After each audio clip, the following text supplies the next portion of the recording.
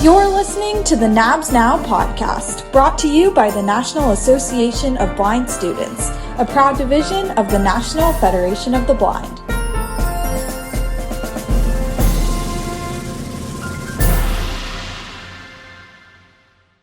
Hi everyone, you're listening to the NABS Now podcast. I'm your host Nina, and today we are talking about food again. Yes, I know we have done a cooking episode in the past, but today, rather than having a cooking class type episode, we're going to talk about budget-friendly meals, meal prepping, and getting the most out of the groceries you buy. So we're going to jump right into it.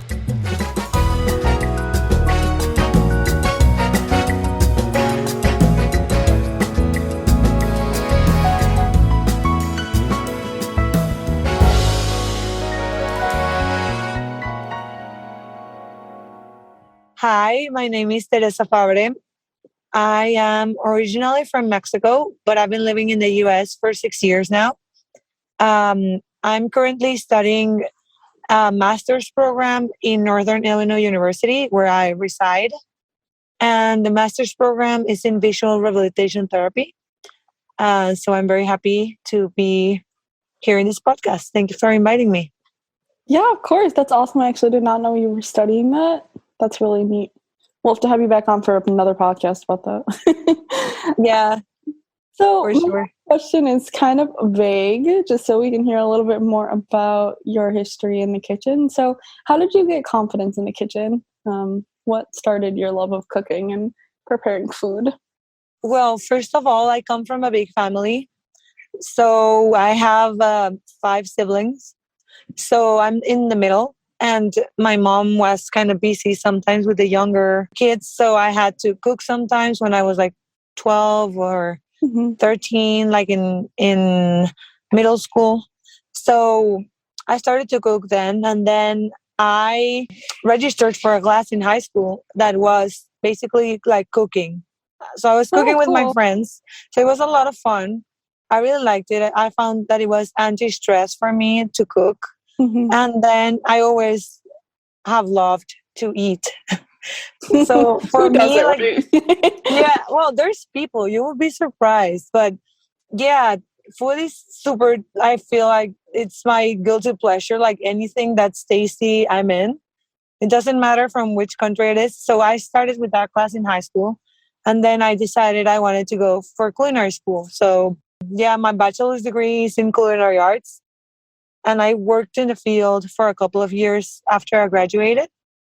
And that's how I got into cooking. That is so cool. How did you find going through culinary school as a visually impaired person? Like, that is so interesting. I don't think I know anyone else who's done that. It was a little bit challenging, but back then I could see a little bit more. So it was not as hard because it was not like I could, I don't know, like just pay a lot of attention or ask. I did ask a lot of questions. And actually the advisors were very concerned, like, how are you going to do it? Like with a knife, you're going to cut yourself. And I mean, I now have an argument when I teach knife skills to people. It's like, okay, cool, if you watch TV, like the chefs are never looking at their cutting boards. They're looking straight at the camera and they're chopping things. And they don't cut themselves. So it's muscle memory, not so much like looking at things.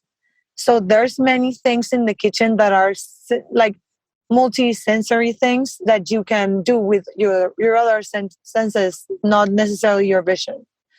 So, and when your vision is lacking, you can use a thermometer, you can use your finger, you can use like something else to probe or to measure or to, test something. So there's other methods. There's plenty of things to adapt.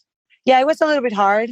I had to have like the exams printed in large print. They needed to send me the presentation so I could see them, or I needed to sit like in the professor's desk to be able to see the computer, and they were standing up. And it was kind of weird, like being not pointed out, but separated from my group just because I was visually impaired, because I don't think they had a ton of students. And in Mexico, they're not as like here with a lot of accommodations. So Basically, what they did was sit me in the professor's desk, like close to the computer or large print. But for the classes, it was a challenge. Like if the chef was demoing something, I would have to like pay special attention to his or her description and ask a lot of questions. I think that makes sense. And honestly, I know it's a little bit more hands-on than a lot of other disciplines when you study, but everything that you're talking about is pretty similar to what a lot of our students from other career paths have said who studied other things in college, like accommodations and maybe struggling to get them or feeling a little bit weird about it, or, you know, having advisors who weren't sure if they could do it. Like, it's all pretty similar, even though it's a different field entirely, which I find super intriguing. Yeah, I think the difference here, well, I mean, that was very hands-on compared to what I'm studying now. That is still hands-on, but it's not as much.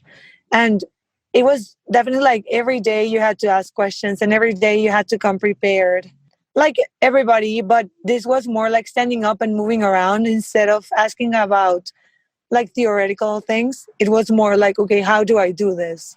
So it was cool, and the chefs were very nice, and the professors too. So yeah. That's so awesome. Thank you for, entertaining my tangent there for a second. Yeah, no problem. I think someone had mentioned when they recommended you that you went to culinary school, but I honestly had forgot about it. And I was like, oh, wait, I got to ask them. Now I'm curious. So back to what I told you were here to talk about. So it's no secret, obviously, that groceries and food in general have been getting increasingly expensive for a number of reasons. And obviously, a lot of students live on a budget. Most people do, but, college students especially sometimes struggle with that. And so I was super curious if you had any experience cooking on a budget, and if you had any tips for that, such as different foods that you found to be economical or anything like that. Pretty broad question, but we'll get into some more specifics in a second. Sure. So just in general, I would say I like to eat healthy. So I prefer things that are fresh. So following this line, I stick to when I don't have a ton of money for food, which is most of the times, I would stick to the produce that is on season. Also, finding a good grocery store that has produce at a nice price, it's very, very important. Like, for example, I know like some stores like Target. I'm not gonna name like many stores. I guess you need to visit them or see online and see the prices. But some stores have a produce that is very expensive or meat that is very expensive. So also like following what's on sale. I mean, for example, Whole Foods, you can access the app and see if they have meat or fish or veggies on sale. So I would do that. Definitely look for what's on season. And as we were talking before, but you can edit this out, potatoes, rice, things like that that fill you up, but also have a lot of like they give you a lot of energy and they're not expensive. And also what I love to buy is frozen veggies because sometimes they're way, way cheaper. For example, if you want to keep a balanced diet, I prefer to buy frozen broccoli than the fresh one because most of the times it's more expensive to buy the fresh one. So that's also a good option. Like buy frozen vegetables if you find that they're cheap and try to buy what's on season and on sale. I like that a lot. I know I do kind of everything that you said. I think it's also really interesting. Some people buy, like, especially frozen things, you can buy them in bulk now a lot, which is super interesting. If you cost compare, sometimes you can get like the bigger bags of things cheaper. So I think that's a really good place to start. My next question has to do with food waste. So I know for me personally, I hate wasting food. I live alone, so I try really hard to not buy more than I can eat in a reasonable amount of time. So I definitely like frozen food, like you said, for that reason. But do you have any tips on keeping food fresh, or also kind of learning to tell when things maybe need to be used by or when they're not going to be as fresh, non-visually? Well, it depends on the product. It changes a lot from thing to thing, from item to item. But for example, if you have for cheese, it tends to be kind of easy because they get slimy on the outside. So like ham and cheese, the texture on the outside and the smell, will, yeah, I will tell you for sure that is not good anymore. If it has like a funky smell, don't eat it, throw it away. And if you have, what I do most of the times, if I have like a lot of food and it's about to go bad, especially for vegetables, I would try to cook them all. And if there are a lot to eat, I'll try to freeze them, like in Ziploc bags, in like smaller portions. So you are sure, like, okay, so when I'm meal prepping, I already have food for 3 days, but I don't want to eat this 3 days in a row. So maybe I can put them in a Ziploc bag, or I can put it in a container and freeze it and just eat it next week and then the week after. So that also helps. As you were talking before about buying bulk, if you buy a lot of something, instead of it going to waste, going bad because you don't want to eat the same thing over and over, you can just freeze it and keep it, like label things in a way that you know, like when did you cook them and when you put them in the freezer. And that helps a lot to don't throw food away. Another thing, if you have a ton of veggies or meat or things like that and you don't know what to do with it, you can make a soup out of veggies. That's really, really good and super nutritious and super good for dinners. If you don't want to have something very heavy for dinner, that's a great option. I make quiche like that, or like frittata with Yeah. eggs, because I like soup, but I can't eat soup every day. And so the only reason I thought of this is I just did this. I had like, what did I have? I had like chicken lunch meat that was about to go bad, and like spinach. I had like a random collection. And like I mixed it, with you get your egg and milk ratio, and then you just make a quiche, and I threw it in the oven, and it turned out so good. I was like, oh well, that cut down on waste. Yeah, that's a great idea. Like there's so many things that you can do. You can, throw some eggs in there and bake it. Or that's a great option for veggies and like lunch meats. So, or if you have fruit, what I like to do if it's about to go bad, I just blend it and I make a water out of it. I just use some sugar or stevia or whatever you want to add. And that's a great drink. Oh, that's a good idea. Yeah, it's super or smoothie. Yeah, that's so pretty that's cool. like, I don't like to throw produce away. So going back to how like vegetables or fruit are going bad. Of course, again, it's gonna depend on the vegetable or the fruit. But most of the times they start to get very, very soft on the outside. So in a way, like they'll get to a point where you can stick your finger in by mistake. So if they're at that point, just no points trying to save them. Just throw them away. For example, for green leaves, they get like wilted, and it's really easy to tell it by touch because they're not as crisp and the smell is not the same. Like for example, if you have cilantro, the smell is not going to be the same if it's been in your fridge for 2 weeks compared to if you just bought it 3 days ago. So a way to keep, for example, herbs and greens fresh, not spinach. I think first, like if you get spinach or lettuce, it's okay to leave it in the bag that it came. But if you like herbs, a good way to keep it fresh is to get a paper towel, wet it a little bit, and then wrap it around the leaves. Oh, that's a good idea. And then you just throw it into a Ziploc bag and close it. And it would stay fresh for like more than 7 days, I promise. That's really good. Yeah, I think I know like lettuce, like you said, like it's better in plastic bags or whatever. But I can't remember what it was, but they were saying like if you look up online too, there's like guides for how to keep certain things fresher. And like you said, like the paper towel, like it does. If you don't wet it for certain vegetables, that'll also take out the moisture, which is really helpful. Yes. And it's a cheap option. Better than like those expensive containers. Like it's just paper towel and Ziploc. Yeah, and talking about that, the paper towel, if you have drawers for vegetables, you can also put the paper towels at the bottom of your drawer. And that will also like keep the moisture of the air or like of the drawer on the paper towel, and you can just switch them every couple of weeks.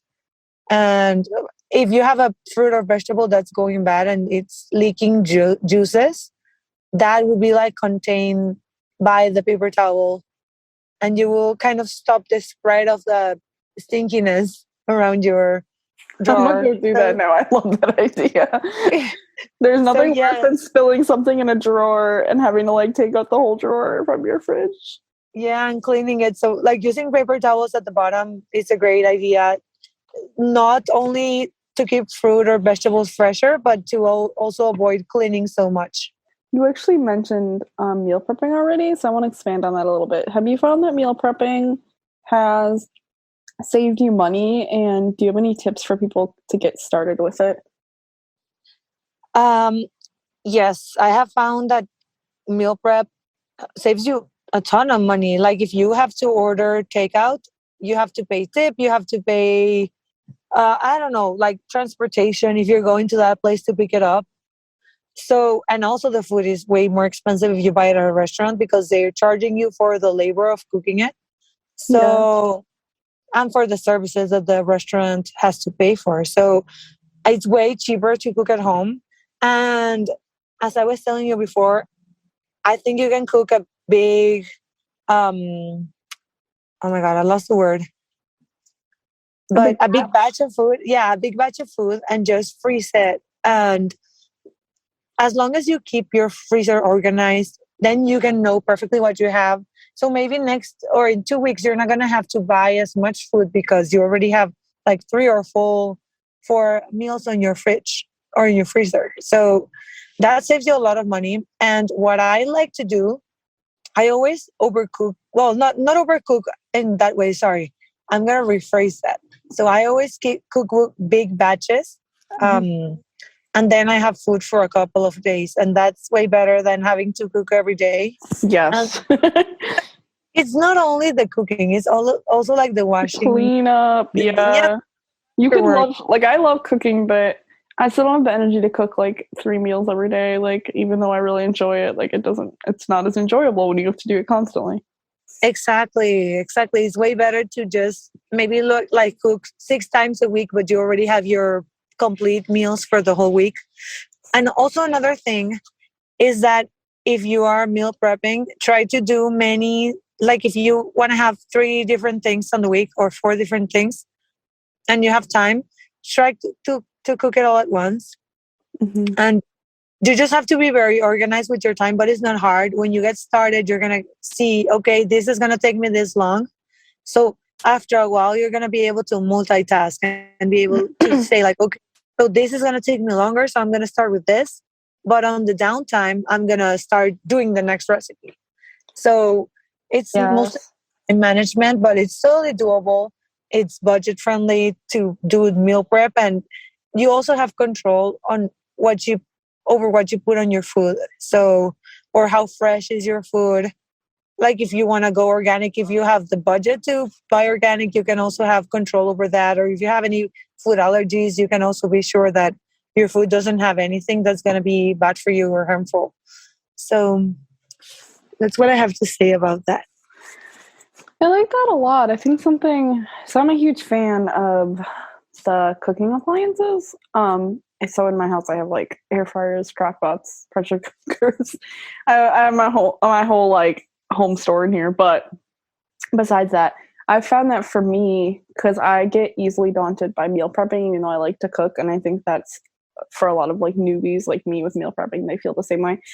I actually pick out recipes that use different cooking appliances so that like I can put something in the air fryer and also prep something and throw it in the crock pot and then also something in my oven so everything can kind of cook at the same time. Even if like I'm roasting veggies but also making salmon but also making soup and like they all require different temperatures, it's helped me a lot. And if you use like the liners, and my air fryer is pretty easy, it's like an easy clean one, like, and you use cookie sheets with like parchment or foil on them, like it reduces cleanup, but it's helped me a lot not feel so overwhelmed with the timing, like you were talking about staggering your time. If you pick the different appliances, if you have those at your disposal, I know not everyone does, it's definitely helped me feel a little less overwhelmed when I'm picking out recipes to prep, because I'm like, okay, well, I need one for this appliance, one for this one, and it's worked okay. So Yeah. And the good thing about many of these things is that you just put them in the oven or throw them in the air fryer and you don't have to really worry about them for a couple of minutes at least. Like when you're cooking on the stove, you have to be stirring probably. Yes. Unless you're making a soup, Constantly. yeah, exactly. If you're making a soup, or like you maybe can let it go for minutes, like 10 or 20 minutes or whatever the time for your recipe is. But if you throw things in the oven, you don't really need to touch them as much. Maybe once during the whole time to just flip them or move them around. And the air fryer is the same, like once to them over. So Yep, you're that's right, it. super friendly. Yeah, it's pretty awesome to be able to just prep things and then leave them there. And like, I don't know about you, but I spend that time cleaning up, honestly, to get some of my dishes out of the way or whatever. And I think it helps save time. So I'm definitely a fan, like you said, of not doing as much on the stovetop or whatever it may be that's more time consuming that I have to stand there. Sure. But we all know that in order to prep all these good things, we have to buy food. And we talked about kind of what were some budget friendly options, but I am curious, do you have any tips for organizing a grocery list or a grocery order, or kind of not falling into the trap of walking into a store or pulling up a grocery app and just adding a bajillion things to the cart because it's overwhelming? I do this, and not being organized. So what I like to do is, most of the times I'm buying the same stuff over and over again every week. What I like to do is keep I have a mental list, of course. So if you want to keep a mental list, that's fine. Or if your memory is not as good, you can just write it down in your phone or with Braille, or use whichever method you prefer to have your list. And then when things are starting to, like, okay, if I use milk, I drink milk, so it's about to run out, I'll add it to my list. So you can start like keeping a mental list. Okay, normally I buy these things, so I need to have this at home. I need oil, I need, I don't know, like onions, I need potatoes, I need whatever vegetable is on season. I need to buy chicken and meat, or fish, or, and if you notice that it is running out, you can just add them to your list before the item is over, and then that way you can keep organized. That's what I do most of the times. I will just start writing a list of the things that are running out, and then when I go grocery shopping, I already know what I need. And then if I need something extra, of course, you can always add it later. Or if you're at the grocery store and want to buy something else, you can give it a try. But at least you have your list, and you're not going to forget That's so anything that. Yeah. So don't wait until like the end, and when you're going to the grocery store the That's next day. me. Yeah. Try to note That's things so me. yes. But if you try to note things as they're running out, like be aware of what's missing. Even like if you have a little bit of vision, you can buy yourself a whiteboard and write things there with a black marker. Or, I mean, like Braille or your phone to take notes. Yeah, the Those things are very. smart home devices do it now too. You can say add that to my shopping list, which is kind of cool. I don't know why Exactly. I didn't think about that till now. So we were just talking about it, because I am that person who runs out of things and I don't write it down, and then a week later I'm like, I walk into the store and I'm like, I know I was out of something, and then I don't get it. Yeah, and then you have to come back because I Yeah. really need it. It was urgent. Yeah, no. So Yeah. that's a good tip. I think if our listeners take anything from this episode, write your grocery lists. Yeah, because then you forget what you went to the store for, and you're like, oh, you buy everything else, but not what you needed. Yeah, that's me in a nutshell. And it doesn't matter if you order on apps. Like, I do the same thing on apps. I still forget things. Like, I made a butter chicken recipe, and like the base was, had butter in it. And like, yeah, you could use a substitute, but you needed like butter flavor. And I did a grocery order just for that, for the week, but that was my main meal I was making. And I forgot butter, and I had to like walk in the heat, and I was like, I need to write lists. Yes. So, don't be me. Make your shopping lists. And use your smart devices if you have one. Yes. I completely agree. Well, those were the questions I had. So is there anything else you want to add? You don't have to, but is there anything you think I didn't ask about or we didn't kind of get into that you wanted to? Well, I'm going to say this. Don't be scared of cooking. It might be a daunting thing for you, but once you get started, you'll notice that you can eat whatever you want to eat. Like, I mean, health-wise and flavor-wise, you can find whatever you like, whatever you don't like. You can experiment. It's like meant to be fun. It's like doing lab experiments like chemistry. It can be fun. You can have a drink while you're cooking, so that's even better. And if you feel like you're struggling with your knife skills, there's always, like, you can always look for assistance or find somebody who is very good or proficient, like using their knives. And because for most people, like, that is one thing that's bothering them, like they don't know how to cut. So that's like the basic thing about cooking. Like if you master that, you're already like 1/3 way there. Yeah, and we have so many people in NABS and the NFB as a whole. Would love to have those conversations with you. We have a lot of cooks and bakers. We have a lot of people who really enjoy creating food. And so that's definitely something you shouldn't feel weird about asking for help with. I know even on our NABS email list and our Facebook group, sometimes we'll have threads going of different recipes and tips for doing things non-visually. Shameless plug, we also have some blog posts about non-visually labeling your different appliances, like I was talking about, using them for meal prepping, as well as another podcast on cooking that was more focused on a specific recipe that someone created, and you can follow along. And then we also have a couple other blog posts about cooking because we really like this topic. So there's definitely a repertoire, and we hope that you guys will check out those as well. And I want to thank you for being on the podcast. This has been super fun, and I actually learned a lot. And, some bad habits I have, like not making a grocery list, but you definitely gave a lot of applicable, easy little switches that can make life easier. So thank you.